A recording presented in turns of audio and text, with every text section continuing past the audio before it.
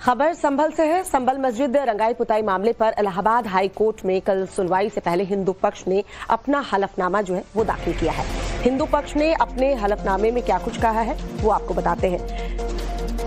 जिस एग्रीमेंट के आधार पर मुस्लिम पक्ष रंगाई पुताई की मांग कर रहा है वो भरोसे के काबिल नहीं है, ये पॉइंट रखा गया है हिंदू पक्ष की तरफ से। एंशिएंट मॉन्यूमेंट प्रिजर्वेशन एक्ट 1904 के तहत किसी भी सरकार और प्राइवेट पार्टी के बीच हुआ कोई भी समझौता निष्क्रिय और निष्प्रभावी हो गया है। ऐसे में मस्जिद कमेटी 1927 के एग्रीमेंट का हवाला नहीं दे सकती है, ये दूसरा पॉइंट है। तीसरा पॉइंट, राष्ट्र महत्व के संरक्षित स्मारकों पर the ancient monument and archaeological sites and remains rule 1959 का सेक्शन 3 लागू नहीं होता है। एएसआई को परिसर में घुसने की इजाजत नहीं। यही नहीं, संरक्षित स्मारक को प्राइवेट प्रॉपर्टी के तौर पर मस्जिद कमेटी ने इस्तेमाल किया है। इसके अलावा मस्जिद कमेटी के लोगों ने स्मारक में मौजूद हिंदू मंदिर के निशान को भी मिटा दिया है। एएसआई ने अपनी रिपोर्ट में साफ किया है कि परिसर से गैर कानूनी तरीके से मस्जिद कमेटी ने बदलाव किए, जिसके चलते जिम्मेदार लोगों के खिलाफ कार्रवाई की जाए।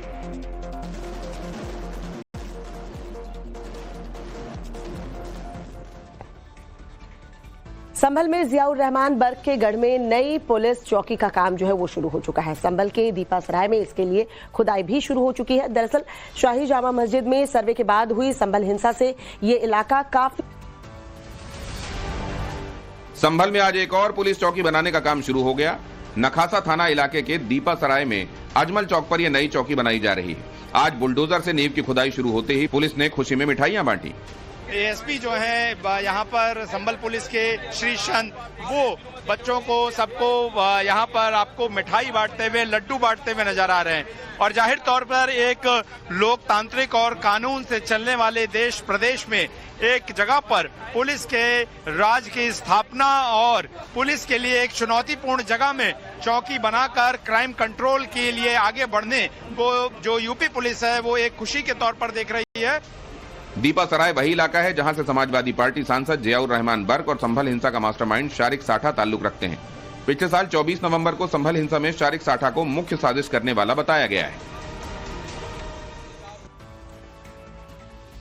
खबर मुंबई से मिल रही है। अबू आजमी के खिलाफ शिकायत दर्ज करवाई गई है। शिवसेना शिंदे गुट ने दरअसल शिकायत दर्ज करवाई है। अबू आजमी ने औरंगजेब की तारीफ की थी। मुंबई के मरीन ड्राइव थाने में ये शिकायत दर्ज करवाई गई है। अबू आजमी पर देशद्रोह के केस की मांग भी की गई है।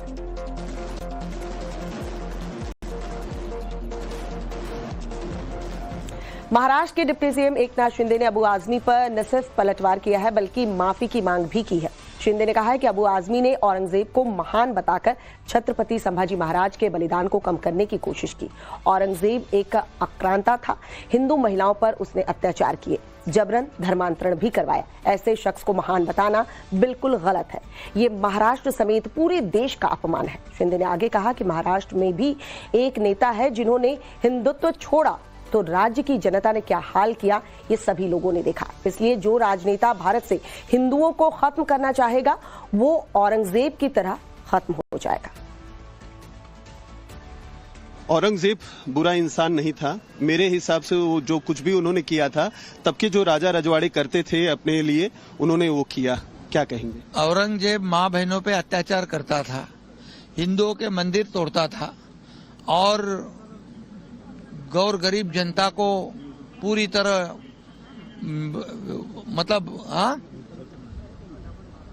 लूटता था, अत्याचार करता था, जनता के ऊपर अत्याचार करता था, धर्म बदलवाता था, धर्मांतरण करता था। ये कैसा अच्छा हो सकता है? ये तो बहुत बड़ा दुश्मन है, हमारा देश का दुश्मन है, राष्ट्र का दुश्मन है। और इसलिए अबू आजमी इन्होंने ये माफी मांगनी चाहिए।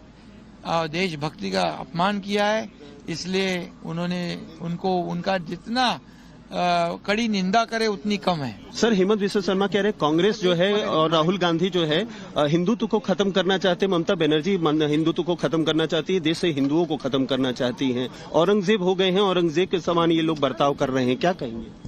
हिंदू को खत्म करना इतना आसान नहीं है। और जो बोले हिंदू खत्म करना, जो हिंदुत्व को छोड़े हैं, उनके हाल क्या किया जनता ने, देख रहे हैं आप। महाराष्ट्र में देखिए, जिन्होंने हिंदुत्व के विचार छोड़ दिए, जिन्होंने बाला साहब ठाकरे जी के विचार छोड़ दिए, जो आज हमारे आदरणीय प्रधानमंत्री मोदी जी को गालियां दे रहे, वो जो गृह मंत्री अमित भाई को आरोप लगा रहे, उनकी क्या हालत हो रही है पूरे देश में देखो। रोहतक में कांग्रेस कार्यकर्ता हिमानी नरवाल की हत्या में एक सीसीटीवी फुटेज जो है वो सामने आया है। बताया जा रहा है कि ये वही सूटकेस है जिसमें हिमानी की हत्या के बाद उसकी लाश को रखा गया।